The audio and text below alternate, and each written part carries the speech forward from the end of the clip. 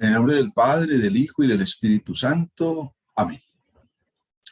Dispongámonos para esta catequesis que vamos a tener en este día sobre la participación en la Eucaristía, dándole continuidad al tema que venimos ya trabajando sobre la Eucaristía. Pidámosle al Espíritu Santo que descienda sobre nosotros en esta noche, que haga propicio este momento de catequesis y de encuentro con el Señor, para crecer más en la Eucaristía y para amar más nuestra participación en ella. Ven, Espíritu Divino, manda tu luz desde el cielo, Padre amoroso del pobre, don en tus dones espléndido, luz que penetra las almas, fuente del mayor consuelo. Ven, dulce huésped del alma, descanso de nuestro esfuerzo, tregua en el duro trabajo, brisa en las horas de fuego, gozo que enjuga las lágrimas y reconforta en los duelos. Entra hasta el fondo del alma, divina luz, y enriquécenos. Mira el vacío del hombre si tú le faltas por dentro. Mira el poder del pecado cuando no envías tu aliento. Riega la tierra en sequía, sana el corazón enfermo, lava las manchas, infunde calor de vida en el hielo. Toma el espíritu indómito, guía al que tuerce el sendero. Reparte tus 7 dones según la fe de tus siervos. Por tu bondad y tu gracia, dale al esfuerzo su mérito. Salva al que busca salvarse y danos tu gozo eterno. Amén. Comencemos por una cita que nos trae uno de los documentos del Concilio Vaticano II, que es la Sacrosanctum Concilium, en el número 14. Y dice este numeral: la Santa Madre Iglesia desea ardientemente que se lleve a todos los fieles aquella participación plena, consciente y activa en las celebraciones litúrgicas, que exige la naturaleza de la liturgia misma y a la cual tiene derecho y obligación en virtud del bautismo el pueblo cristiano. Démonos cuenta que presenta el documento del concilio 3 elementos importantes que nosotros debemos considerar en todas las celebraciones litúrgicas, pero ahora de modo particular en torno al sacramento de la Eucaristía. Nos está hablando de la participación y señala que tiene que ser plena, consciente y activa. Cada una de esas realidades implica nuestra participación como bautizados en ella. Es plena porque estamos llamados a participar plenamente de lo que allí se está celebrando, cada uno de acuerdo a su tarea. No vale la pena, digámoslo así, pues que como que participemos un pedacito nomás de una determinada celebración. Sin duda hay ocasiones que a veces se salen de nuestras manos. No podemos llegar antes de que comience una Eucaristía y nos toca llegar cuando ya la Eucaristía está comenzada. O por uno u otro motivo nos toca salir antes de que se concluya la Eucaristía. Pero la idea es que participemos plenamente en ella, en cuanto al tiempo y a la participación de esa misma liturgia. Pero también cuando nos habla de participación plena en torno a la Eucaristía, nos está hablando de poder estar ahí participando en la oración y comulgando. Y eso conlleva lo segundo. Lo segundo es que la participación ha de ser consciente. Debemos evitar cualquier signo de distracción dentro de la celebración. De modo particular, vemos cómo nos distraemos tan fácilmente por una persona que pasó, por un ruido que se oyó, o por un celular que suena, o es el de nosotros mismos, el celular. Entonces, con qué facilidad nos desconcentramos. O estamos ahí, nos sentamos, nos paramos, nos arrodillamos, pero quizás no somos conscientes del momento en el que estamos ahí viviendo. Y finalmente, nos habla de una participación que es activa, porque como vamos a ver más adelante en el desarrollo de esta catequesis, pues hay muchas maneras de participar activamente dentro de la celebración, cada uno de acuerdo a su función y a su ministerio. No significa que una participación activa sea que un fiel laico tenga que hacer lo que le corresponde a un fiel clérigo, ¿no? Cada uno de acuerdo a su realidad. Por eso más adelante el parágrafo advierte que tenemos el derecho, pero también la obligación. El derecho en cuanto somos bautizados, pero la obligación en cuanto estamos cumpliendo con uno de los mandamientos de la Iglesia, como lo vamos a ver más adelante. Entonces tendríamos, a la luz de esta introducción que nos hace la Sacrosanctum Concilium 14, considerar estos 7 elementos de nuestra participación en la Eucaristía. El primero es que involucra a todo bautizado. Acuérdense, cuando lo vimos el sacramento del bautismo, que el bautismo es la puerta de los demás sacramentos. Por consiguiente, para participar activa, plena y conscientemente, pues la primera exigencia es que participen los que están bautizados. En la antigüedad se participaba de acuerdo a como la vinculación que se tenía con la iglesia. Antes de recibir el bautismo, quienes están en preparación para recibirlo se llaman catecúmenos. Pensemos en las personas que son adultas. El niño también es un catecúmeno, pero no es consciente de lo que está pasando, digámoslo así. En cambio, una persona adulta pues es consciente de lo que está pasando, participaba de la Eucaristía, pero solo hasta la profesión de fe. Es decir, estaba en la parte inicial, participaba de las lecturas, escuchaba la homilía, hacía el credo y salía. Luego que recibía el bautizo ya podía participar plenamente de la Eucaristía. No se admitía en la celebración eucarística a uno que no fuera bautizado. Ahora, pues se ve que puede participar una persona no bautizada también de la Eucaristía, aunque no participa plenamente en la medida en que no puede comulgar. Pero la invitación primera es a que el bautizado sea el que participa de la Eucaristía. En segundo lugar, para participar ya plenamente de la Eucaristía, se habla de lo que se denomina la edad de la discreción. Es decir, que la persona que va a participar plenamente, es decir, comulgando, pueda tener suficiente conocimiento y haber recibido una preparación cuidadosa, es lo que se llama la catequesis, de manera que la persona que va a participar pueda descubrir realmente qué es lo que allí está pasando, hasta dónde es consciente de lo que allí está recibiendo, de manera que sepa diferenciar que el pan que está recibiendo en comunión es un pan distinto en cuanto contiene la presencia del Señor. Ha sucedido a veces que algunas personas que no tienen el pleno uso de razón y son adultas, entonces cuando llega el momento de la catequesis, entonces muchos, sobre todo los papás, tratan de evitar que la persona reciba la catequesis. Me acuerdo que una señora una vez me dijo, no, es que este hijo mío no entiende nada, padre, él no comprende lo que está pasando. Y yo le dije, pero él sabe que usted es la mamá. Dijo, no, claro, él sabe que yo soy la mamá. Dije, entonces vea que sí logra diferenciar. Entonces no es que vaya a tener la misma preparación que puede tener una persona con pleno uso de razón, pero logra descubrir alguna realidad. Y por eso la preparación catequética es siempre fundamental.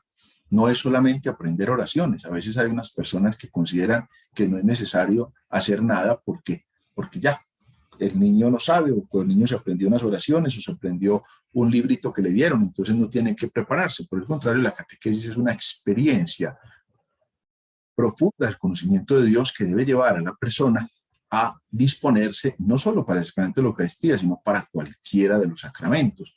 Dense cuenta que por eso casi todos los sacramentos tienen una debida catequesis. Y digo casi todos porque el sacramento de la unción de los enfermos no tiene propiamente una catequesis de preparación que la debiera tener.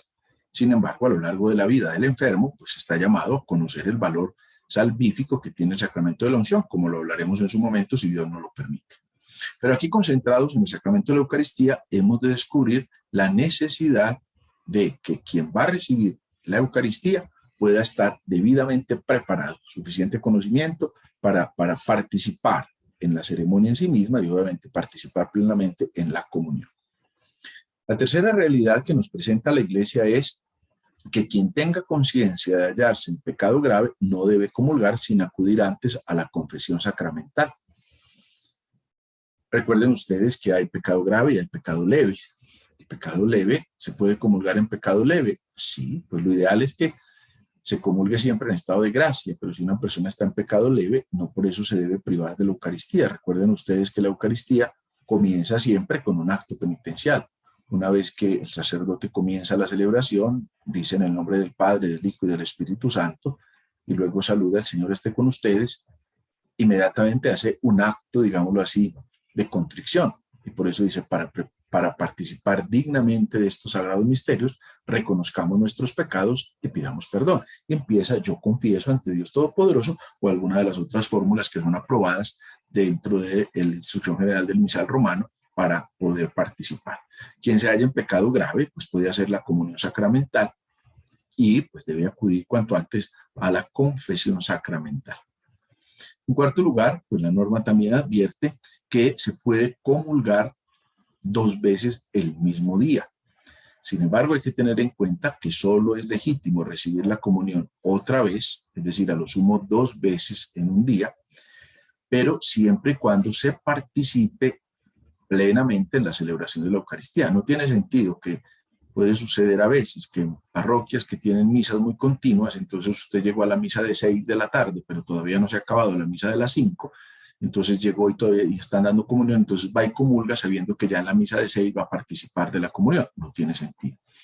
Como lo mismo va a ser para el sacerdote le está permitido en semana celebrar 2 misas y el domingo o solemnidad celebrar hasta 3. Sin embargo, a veces por razones pastorales pues toca celebrar más misas, pero la idea es que no se comulgue sino 2 veces al día y que el sacerdote celebre la misa 2 veces al día máximo.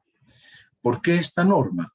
Para que se pueda vivir la presencia eucarística, para que no se vuelva la Eucaristía como un acto piadoso más. No, cada que suenan las campanas vamos a misa y comulgamos. No.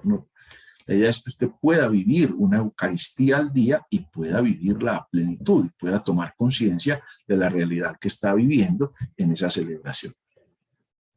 En quinto lugar, la norma dice se aconseja recibir la comunión dentro de la celebración eucarística. Habrán ocasiones en que se recibe la comunión por fuera de la celebración eucarística. La más notable es la del Viernes Santo. El Viernes Santo no se celebra la Eucaristía, sin embargo, el rito prevé que quienes participan de la oración de adoración de la cruz, pues participen de la comunión.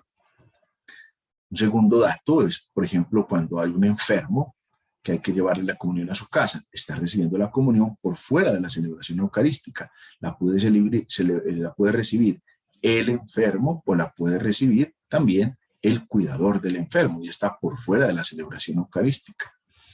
Una tercera realidad se da, volviendo al tema de los enfermos, en el caso concreto del viático.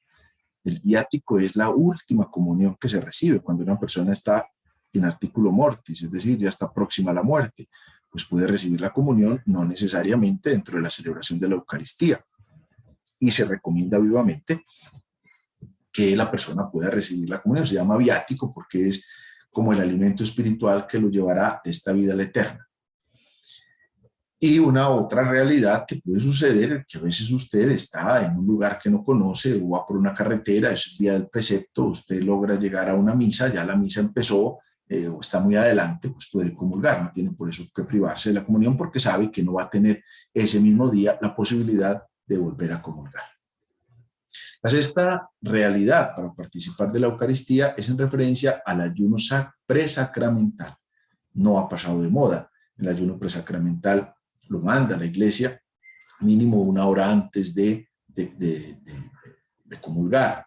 Como que haya una preparación también, porque el ayuno es un momento de preparación de la voluntad, de formación de la voluntad, de ofrecimiento al Señor, pues no vale la pena estarse comiendo unas empanadas antes de entrar a la iglesia, ya sonó la campana, entramos todavía acaban de comer la empanada o cualquier mecato para poder recibir la comunión. No, es una disposición. Esto nos permite descubrir cómo debe haber una disposición corporal y espiritual para recibir la Eucaristía. Por eso la importancia de poder llegar antes a la misa, no solamente por llegar a puesto, por conseguir un puesto, como puede suceder en la Semana Santa, que la iglesia se llena tanto y entonces vámonos temprano para que nos toque sentados. No, es que es una disposición. Por eso la importancia de poder llegar al templo, de poder hacer oración, de podernos disponer en la medida de las posibilidades, a veces por razón de trabajo, de estudio, de las ocupaciones diarias, pues nos toca llegar casi rayando con la celebración, pero lo importante es que podamos estar bien dispuestos. Y el último elemento es que la iglesia manda, y es uno de los mandamientos de la iglesia, que se pueda comulgar por lo menos 1 vez al año y por Pascua de Resurrección, por lo menos. La invitación es a que podamos comulgar todas las Eucaristías a las que participamos, ojalá diariamente o al menos dominicalmente, o si no, al menos en la Pascua que podamos comulgar, y por eso la importancia también de mantenernos en la gracia, y la iglesia motiva particularmente el sacramento ya de la confesión. Veamos que confesión y comunión están muy unidos, que se hace sobre todo por el tiempo de los tiempos previos a las grandes celebraciones, es decir, el Adviento como previo a la Navidad y la Cuaresma como previa a la Pascua, de manera que así podamos comulgar por lo menos 1 vez al año. Esta parte que les presento es como una parte normativa en cuanto a la participación de la Eucaristía de una manera plena, consciente y activa. Pero tenemos que considerar también de qué manera podemos participar en la Eucaristía nosotros o ustedes como laicos, cuáles son esos ministerios que están confiados a los laicos dentro de la celebración de la Eucaristía. Y podríamos dividir esos ministerios como en 3 categorías.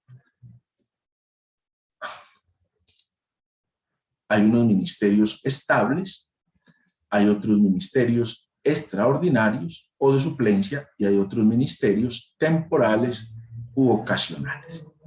¿A qué hacemos referencia con los ministerios estables? Ministerios estables son 3: el lectorado, el acolitado y la catequesis. No pongo la catequesis aquí en esta catequesis que estoy dando ahora porque obviamente pues el ministerio estable del catequista no está, digámoslo así, en relación a la liturgia eucarística, y aquí quiero concentrarme es en relación a la celebración eucarística. Entonces encontramos 2 ministerios estables. Estos ministerios estables son instituidos, ¿sí? Se llama la colación de los ministerios. Generalmente lo reciben aquellas personas que van en camino al ministerio ordenado, como diáconos o como presbíteros. Lo reciben en un momento especial, es un ministerio estable. ¿Por qué? Porque tiene estabilidad en el tiempo. Yo los recibí cuando era seminarista, pero otros compañeros míos que fueron seminaristas también lo recibieron, solo que cuando ellos se retiraron del seminario, porque no seguían hacia el sacerdocio, pues ya dejaron de ser estos ministerios, porque hay que caer en cuenta que estos ministerios que son conferidos a los laicos no imprimen carácter, como sí lo vamos a ver cuando veamos el sacramento del orden, que son el diaconado, el presbiterado y el episcopado. Esos son ministerios que imprimen carácter. Yo recibí la ordenación diaconal y soy diácono para siempre. Yo recibí el presbiterado y soy presbítero para siempre. El que recibe el episcopado es obispo para siempre. Así, en un momento determinado, abandonen el ministerio, o porque hay una dispensa, o porque hay una sanción canónica que se llama dimisión, lo sacan del ministerio, como imprimió carácter, siguen siendo sacerdotes o diáconos, o también obispos, en caso de que se tengan que retirar. En cambio, estos ministerios son estables, sí, están estables, pero no significa que sean perpetuos, porque no imprimen carácter. Estos ministerios estables son 2. El primero es en relación a la palabra de Dios. Primera parte de la Eucaristía. Acuérdense que la Eucaristía tiene 2 liturgias. La primera se llama la liturgia de la palabra, que termina con el credo, y la segunda se llama propiamente la liturgia de la Eucaristía. El lectorado está en referencia a la primera parte, lo que se llama la liturgia de la palabra. En cambio, el ministerio del acolitado está en referencia a la liturgia eucarística. En el lectorado está haciéndose referencia a la palabra de Dios. Entonces, quien recibe el ministerio estable del lectorado está llamado, primero, él o ella, porque puede ser para hombre o para mujer, está llamado a conocer la palabra, a profundizar en ella, a orar con ella, a meditar la palabra de Dios y obviamente a proclamarla de modo particular en las celebraciones de la liturgia. No es la proclamación del evangelio, porque esa le va a corresponder al ministro ordenado, sea como diácono, sea como presbítero, sea como obispo, pero sí está llamado a esa proclamación, como en la primera lectura, en el Salmo, en la segunda lectura. El ministerio del acolitado, por su parte, a veces nosotros en nuestra cultura llamamos acólitos a los niños que ayudan en el altar. En honor a la verdad, ellos no son acólitos, ellos son monaguillos, porque el acólito ya tiene una función más específica. Por ejemplo, el acólito prepara el altar, es decir, pone el corporal, pone el pan, pone el vino, lo mezcla con el agua, puede purificar los vasos sagrados, incluso puede exponer el Santísimo Sacramento, aunque no puede dar la bendición con el Santísimo Sacramento. Entonces, estos ministerios estables son conferidos generalmente por el obispo, y como les digo, pues que sean estables no significa que sean perpetuos, no son para toda la vida, sino para ese periodo. Por eso, a los que se encaminan al diaconado o al presbiterado, se les da de manera que se vayan así preparando para recibir el ministerio ordenado. Entonces, estos son los ministerios estables de los que algunos laicos pueden participar. Incluso en algunas diócesis ya se ha instituido el ministerio del lectorado y también el ministerio del acolitado para hombres y que no están en camino a el ministerio ordenado, y lo mismo para mujeres que obviamente no están caminando hacia el ministerio ordenado. En algunas diócesis se le ha dado una fuerza a esta realidad, pero no ha sido como una práctica muy común en todas las diócesis. Para eso vamos a encontrar lo que llamamos los ministerios extraordinarios, de los que más adelante les voy a hablar. Entonces aquí tenemos una manera concreta de participación de los fieles laicos dentro de la celebración de la Eucaristía, sea como ministros lectores, sea como ministros acólitos. Esos son los ministerios estables. Viene una segunda realidad, que son los ministerios extraordinarios o de suplencia. Cuando hablamos de ministerio extraordinario, estamos diciendo en que no es el ordinario. Lo ordinario es que lo haga otro. Aquí tenemos que caer en cuenta una claridad que nos hace el Papa Juan Pablo II en un documento que se llama la Christi Fidelis Laicis, porque el Papa Juan Pablo manifiesta el ministerio hace parte del sacramento del orden. Por consiguiente, cuando a un laico que no es ordenado se le confía un ministerio, está haciendo un ministerio de suplencia, está ayudando. Hay varios ministerios, no les pongo aquí sino los que tienen que ver, hacer referencia a la Eucaristía. El primer ministerio extraordinario de suplencia es el ministro de la palabra. Generalmente vemos en las parroquias que hay grupo de lectores, o también llamado grupo de proclamadores. Son estas personas que también pueden recibir una formación a nivel diocesano para este servicio. Reciben una formación, primero en la palabra de Dios sin duda, para que ellos mismos vivan ese ministerio en su propia vida, puedan conocer la palabra, puedan profundizar en ella, puedan meditar en ella. Pero además, también es el ejercicio del modo en el que se proclama. Entonces hay unas prácticas para el uso del micrófono, la expresión corporal, el acento que se debía hacer en la proclamación de las lecturas y demás. Entonces son ministerios que pueden ser confiados por un determinado periodo de tiempo. Se les confía de modo particular para que así sean proclamadores de esa palabra en las Eucaristías. Y lo vemos, por ejemplo, aquí en nuestra parroquia tenemos el grupo de lectores que va teniendo un servicio importante y reconocido. Entonces hay una invitación a que preparen la palabra de Dios que van a proclamar, de manera que no cambien los conceptos de los que están diciendo, porque ustedes saben que también, pues la palabra, en ese momento, Dios está utilizando la voz del ministro para hablarle nuevamente a su pueblo. De ahí que no conviene poner a cualquier persona a leer, porque no puede tener quizás una mala lectura, una mala utilización de los signos de puntuación, o quizás no tiene un buen manejo del micrófono. Entonces se pierde un momento importante, porque cuando la palabra no está bien proclamada, se pierde un momento importante dentro de la celebración. Un segundo ministerio, que seguramente puede ser más escaso, muy pocos de ustedes lo han visto, es el de asistencia al celebrante enfermo. Se considera que cuando un sacerdote que va a presidir la Eucaristía no está en condiciones de salud debida, puede tener un laico que le esté asistiendo en el altar. Sucede mucho, por ejemplo, con un sacerdote que es ciego, o con un sacerdote que es enfermo de alguna realidad particular, o porque es minusválido, o qué sé yo, algún tipo de enfermedad que no le permite valerse por sí mismo para poder celebrar, pues entonces se nombra una persona que está al pie del altar, no está celebrando la misa, es el sacerdote el que la está celebrando, pero asiste de modo particular a ese sacerdote enfermo. Puede que alguno de ustedes alguna vez lo haya visto, o a alguno de ustedes le haya tocado o le toque alguna vez esa tarea de ayudarle a un sacerdote enfermo a poder celebrar la misa. Entonces hay unas realidades, y de acuerdo a la enfermedad del celebrante, pues son las tareas que a ese ministro laico se le está confiando. Pero vuelvo y lo repito, no es que el sacerdote, no es que el laico esté celebrando la misa y el padre está mirando, no, es el padre el que la celebra, pero como no puede valerse por sí mismo, por una condición física que no se lo permite, pues en ese caso ahí es donde entra el ministro laico.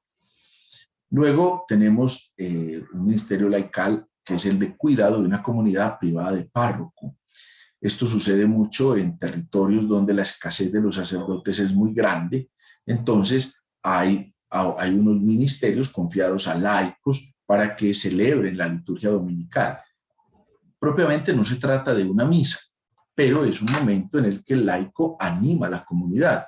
Algunos de ustedes que hayan tenido ocasión de ir a lugares del mundo donde los sacerdotes son muy escasos, les puede haber tocado eso, un sacerdote, un laico o una religiosa que el día domingo atiende una determinada comunidad y pues hacen más o menos como una ceremonia que llaman paraliturgia, que es una liturgia de la palabra en la que reparten comunión. Sin embargo, pues el laico está atendiendo esa comunidad que por una u otra razón está privada del párroco. A mí me tocó hace muchos años que me mandaron al Amazonas y cuando iba a ir a una zona con los indios huitotos, me tocó por allá, por un río que se llama Ligaraparaná, que es un afluente del Putumayo. Me acuerdo que cuando llegué al Amazonas, a Leticia, el obispo de allá me dijo, bueno, tú vas a ir a este lugar, se llama Florida Nueva o Nueva Florida, no recuerdo ahora, eso ya fue hace muchos años. Y entonces, pues si no lo reciben, se devuelve, porque es que allá el último sacerdote que pasó hace como 6 o 8 años. Pues cuando llegamos a ese lugar, después de mucho tiempo en un barco que se llama el Peque Peque, que es un barco de ACPM, lo llaman Peque Peque porque el sonido que hace es Peque Peque Peque Peque, eso se vuelve eterno, uno navegando por el río. La primera hora es una belleza y uno toma fotos y se distrae, y eso que en esa época no había celulares, pero después eso se vuelve pesadísimo. Sin embargo, cuando llegamos allá, yo me acuerdo que le dije al motorista de la embarcación y donde no nos reciban, al menos diga que nos dejen pasar la noche, porque yo no me sentía capaz de volver a coger río arriba. Sin embargo, mi sorpresa fue que cuando llegué, la comunidad me recibió con mucho gusto porque el sacerdote último que había pasado había escogido a un muchacho de los indígenas, le había dejado un libro de cantos y le había dejado un Nuevo Testamento. Y este muchacho, catequista, un hombre de Dios, todos los domingos reunía a la comunidad, leían y cantaban. Incluso era muy particular porque el otro compañero que iba conmigo, una vez llegué yo y estaban todos reunidos y él bregando a cambiarles el modo en que cantaban una canción. Y dijo, es que esa canción no se canta así.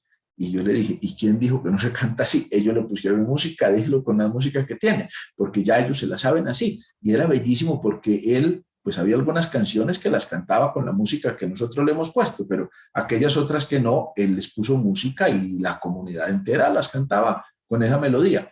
Y yo me acuerdo que le pregunté, entonces tú explicas alguna cosa de la palabra o iluminas, y dijo, no, yo no soy capaz. A mí el padre lo único que me dijo fue que yo cantara, que leyéramos la palabra y que rezáramos. Entonces fíjese usted, ese ministerio concreto, ese muchacho, que ya para ese momento tendría por ahí 25 años, cuidaba esa comunidad, una comunidad que no tenía un sacerdote por muchísimos años, y este ministerio tan bonito le permitía eso. Obviamente no podía dar comunión porque no la tenía, pero mantenía la comunidad viva. Sin embargo, también hay otros lugares en el mundo, conocí también a otra parte por allá en el Amazonas brasileño, donde el sacerdote iba cada año, donde las monjitas lauritas, estaba con ellas un periodo de tiempo, luego les dejaba en el sagrario mucha comunión. Ellas cada domingo reunían la comunidad y repartían comunión, pero eso solo les duraba como unos 3 meses, porque luego por la humedad de la zona ya la comunión perdía su forma. Y acuérdense ustedes, si se acaba la materia, se acaba la presencia, y entonces ya no había más comunión para darle. Sin embargo, las religiosas cada 8 días reunían la comunidad, oraban, cantaban, leían el evangelio, lo comentaban ellas sí, y así mantenían viva la comunidad. Entonces es un ministerio muy bonito también, que obviamente no reemplaza la Eucaristía, porque obviamente la Eucaristía no la reemplaza nada, pero ante una necesidad de una cosa grave, pues ahí está. Y finalmente tenemos un ministerio que sí es mucho más común para todos nosotros, que es el ministerio de la comunión, que es el ministerio de dar la comunión. Aquí quiero hacer claridad en 2 cosas. Una cosa es el ministro de la Eucaristía, y otra cosa es el ministro de la comunión. No son lo mismo, son 2 cosas distintas. El ministro de la Eucaristía es el que confecciona la Eucaristía, es decir, el que convierte el pan en el cuerpo de Cristo y el que convierte el vino en la sangre de Cristo. Por eso no hay ministros extraordinarios de la Eucaristía, no existen, porque solo puede confeccionar la Eucaristía un ministro ordinario, es decir, un sacerdote. Y en ese orden de ideas, ministros de la Eucaristía son el obispo y el presbítero, que son sacerdotes, ni siquiera el diácono. El diácono no es sacerdote, hace parte del sacramento del orden en función del ministerio, pero no del sacerdocio. El sacerdote es el que produce el sacrificio. Y por eso sacerdotes solo son el presbítero y el obispo, son los ministros de la Eucaristía.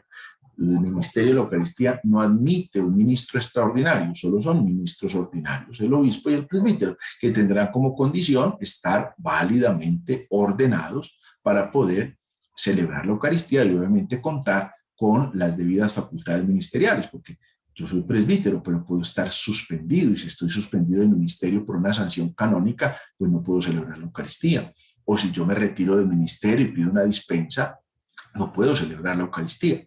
Entonces tengo que estar en pleno uso de las facultades ministeriales para poder confeccionar la Eucaristía y presidirla. Vienen sí los ministros de la comunión, que aquí hace referencia al distribuir la comunión, al entregar la comunión a los demás fieles. Y en ese orden de ideas hay dos tipos de ministros de la comunión. En primer lugar, los ministros ordinarios. En segundo lugar, los ministros extraordinarios. Los ministros ordinarios son los que han recibido el sacramento del orden, sea como obispos, sea como presbíteros y ahora sí, sea como diáconos.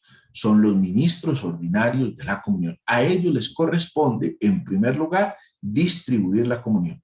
Es propio de su oficio. Por eso no tiene sentido que hayan obispos, presbíteros o diáconos que se queden sentados para que los fieles laicos vayan a distribuir la comunión. Eso no tiene sentido. Los primeros llamados a dar la comunión son los ministros ordinarios, sean los obispos, sean los presbíteros, sean los diáconos.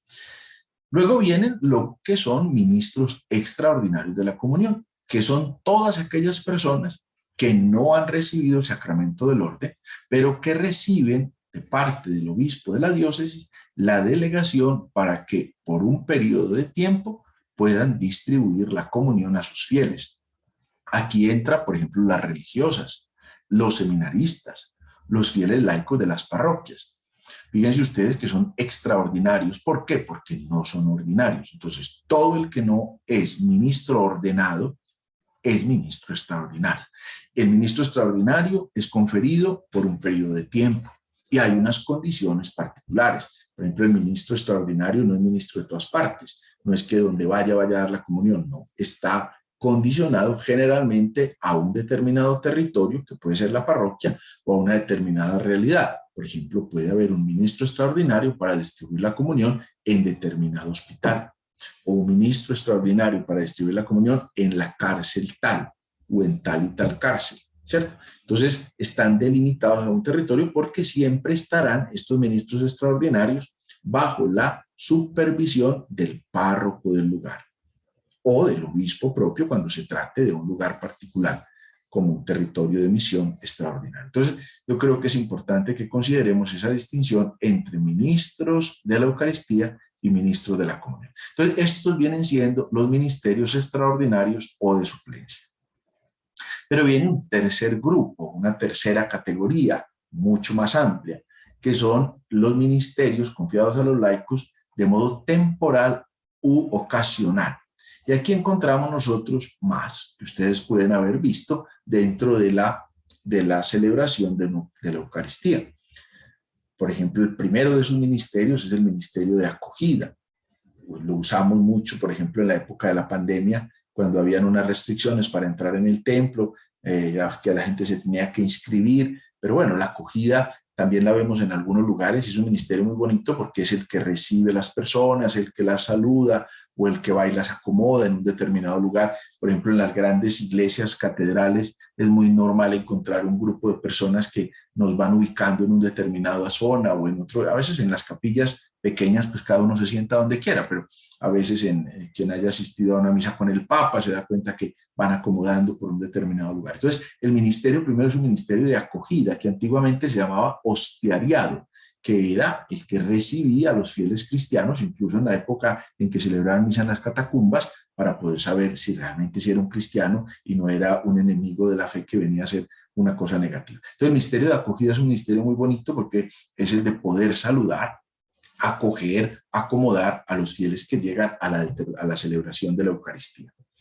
Luego viene otros que son los que recogen la ofrenda. Sí, es el ministerio que prestan tantas personas que en un momento particular de la misa salen a recoger la ofrenda que dentro de la misa se recibe sin interrumpir la celebración de la misa, sin volver ese acto como una especie de show de pasarela, a ver a quién saludo, a ver con quién me río, a ver con quién converso, sino en un ministerio silencioso que se va recogiendo. Incluso en algunos lugares del mundo, cuando se recoge la ofrenda, todo el mundo se sienta y mientras se recoge la ofrenda se hace un canto, mientras se recoge la ofrenda que se va a llevar al altar. Luego termina ese ministerio de ofrenda porque estos presentan no solo el dinero que se ha recogido en la celebración, sino también que presentan el pan, presentan el vino que va a ser consagrado en una procesión que se llama la presentación de ofrendas, que seguramente ustedes las han visto en grandes celebraciones. Viene también la figura del ceremoniero. Generalmente vemos eso en las misas más solemnes, donde preside el Papa, donde presiden los obispos, o cuando es primera vez que un sacerdote celebra la misa, o en las misas más importantes en una parroquia, porque el ceremoniero es el que está pendiente de todo lo que hay que hacer, que hay que sacar el incensario, que en este momento viene el lector, que en este momento se pide la bendición. El ceremoniero siempre es uno que está parado al lado del Papa o del obispo o del sacerdote, porque también puede haber una misa con ceremoniero, que es el que va llevando como el orden de la celebración. Y eso lo puede hacer un laico. Luego viene también la figura del que porta el misal, del que porta la cruz, del que porta el incensario, del que porta la naveta, que es el lugar donde se pone el incensario, del que porta los ciriales, cuando se hace procesión de entrada o procesión de salida, o cuando se va a hacer procesión con las ofrendas. Entonces son estas personas que van participando de modo particular en. Luego puede haber un ministerio también cuando no tenemos ministro lector como ministerio estable, o cuando no tenemos los proclamadores como ministros extraordinarios del grupo de lectores, está la figura del salmista, porque generalmente se busca que el salmo sea cantado. De hecho, el salmo es un canto. Claro, las traducciones al castellano, al inglés, al francés, al italiano, muchas veces no nos dan la rima, pero quien pueda conocer el griego o el hebreo en el que el salmo fue escrito podrá ver que tienen rima y por eso los salmos no tenía sentido que se rezaran, los salmos siempre eran cantados. De hecho, nosotros cantamos algunos salmos que seguramente están en la memoria de todos ustedes. Qué alegría cuando me dijeron, vamos a la casa del Señor, ya están pisando nuestros pies tus umbrales, Jerusalén. Era el salmo que cantaba el pueblo de Israel cuando venía en peregrinación hacia Jerusalén, cuando empezaba a pisar la colina de Sión, a subir en la colina de Sión, empezaba a cantar ese salmo. Y como ese, muchos otros salmos que nosotros cantamos. Eres mi pastor, oh Señor, nada me faltará, en fin, muchos otros salmos que seguramente ustedes tienen en la memoria. Otro servicio bien importante como ministerio así, para el momento, es el del coro, que no se pretende que sea una presentación polifónica, porque los cantos en la misa hacen parte de la liturgia. De hecho, hay una catequesis que di ya hace mucho tiempo, que ustedes la encuentran aquí en el canal de YouTube, sobre el canto en la liturgia. El canto en la liturgia es vital. Entonces no tiene sentido que busquemos un solista o que busquemos un gran coro para oírlo y luego terminamos aplaudiendo. No, el coro o el que canta está llamado a invitar. O sea, va llevando la voz cantante, pero para que toda la comunidad pueda cantar. Por eso no tiene sentido una misa en la que se consiguen o se contratan coros costosísimos, pero nadie canta. Se pierde un momento importante de la liturgia. Luego viene la figura del comentador. El comentador es el que va haciendo los comentarios. Por ejemplo, generalmente los días domingos hay un comentario antes de empezar la misa, pero hay otras ceremonias que van teniendo unos comentarios. No es que la misa se vuelva un comentario de cada cosa, pero cuando hay un momento especial se va haciendo el comentario de acuerdo a lo que está pasando. Se usa mucho cuando hay una ordenación o cuando hay unos votos religiosos o, por ejemplo, en las ceremonias del domingo vemos que puede ser el mismo sacerdote, pero a veces busca otra persona en la misa de la Pascua, explica, ahora vamos a hacer esto, ahora vamos a renovar los compromisos bautismales, ahora vamos a bendecir el fuego nuevo, en fin, va comentando lo que va pasando para que la comunidad esté involucrada. Y finalmente viene otro ministerio temporal que es el que se llama comunión ad actum. Acuérdese que para distribuir la comunión, pues obviamente el ministro ordinario es el obispo, el presbítero o el diácono, pero pueden haber Dentro de los ministerios estables, el ministerio del acolitado. Dentro de los ministerios extraordinarios o de suplencia está el ministro extraordinario de la comunión, que ya lo he explicado ahorita. Pero también la norma permite que haya un ministro de comunión ad actum, es decir, yo estoy en una gran misa, hay muchísima gente, yo estoy solo, no tengo un ministro extraordinario que me ayude, no hay una religiosa o un seminarista que me ayude, yo puedo delegar a una persona que va a la misa, que la conozco, para que ella dé la comunión conmigo, pero en esa misa y de modo particular. Vemos entonces cómo hay diferentes maneras de participar también a lo largo de la misa. No significa que todos tengamos que hacer todo, tampoco significa que todos tienen que estar en el altar, ¿no? Cada uno, de acuerdo a la tarea que tiene, entra a participar en el momento que tiene que participar. Así, hay una participación activa dentro de la celebración de la Eucaristía. En conclusión, no se nos puede olvidar que en cada Eucaristía la presencia del resucitado se hace sacramento de comunión y la fe compartida se transforma en banquete fraterno y alimento de vida que invita a seguir recreándose en el arte de conjugar el verbo participar. Esa es la comunión, ese es el compartir, ese es el entregarnos, el participar de modo fraterno en este acontecimiento tan especial para nosotros los cristianos que es la Eucaristía. Ahora con todo cariño los bendigo y después de esta catequesis de la Eucaristía, pues ya no voy a hacer otra catequesis sobre los ritos o los implementos que se usan porque no hace mucho tiempo hicimos una catequesis sobre eso, pero quien no la haya escuchado o lo invito a que la encuentre, ahí encuentran la parte de entrando a la página web por YouTube, a la parroquia, encuentra las diferentes catequesis que existen allá. Hace por ahí un año más o menos dimos esa catequesis, fueron 2 distintas o hasta 3, entonces por eso no voy a volver a repetir ese tema, pero así terminamos el sacramento de la Eucaristía y con este entonces ya terminamos los sacramentos de la iniciación cristiana, bautizo, confirmación y Eucaristía. Y ya comenzaremos los sacramentos que se llaman de sanación, que son el sacramento de la confesión y el sacramento de la unción de los enfermos. Y la bendición de Dios Padre, Hijo, Espíritu Santo, descienda sobre ustedes y les acompañe siempre.